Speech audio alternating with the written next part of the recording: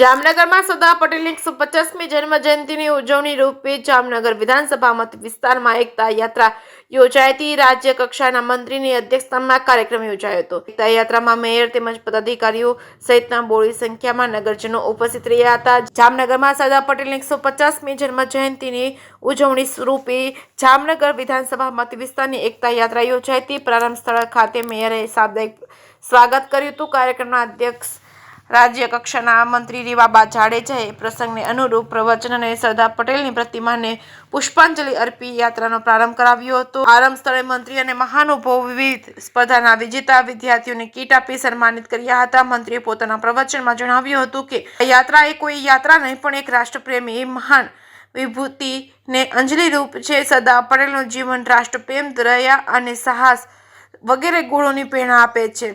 તેમણે કરેલા કાર્યોને તેમના સામર્થ્ય અને ઉર્જાભર નેતૃત્વનો પરિચય આપે છે। વડાપ્રધાન નરેન્દ્ર મોદીએ સરદાર પટેલની સૌથી ઊંચી પ્રતિમા સ્થાપી છે અને એકતા દિવસની ઉજવણીનો પ્રારંભ કરાવ્યો છે। સરદાર પટેલને સન્માન આપ્યું છે।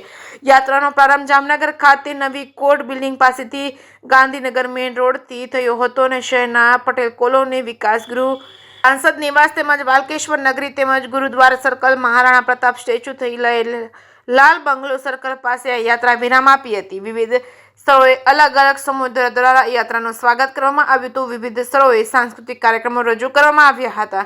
જે.કે. સિંહ ગુજરાતી સાથે હર્ષલ ખંથડિયા, જામનગર।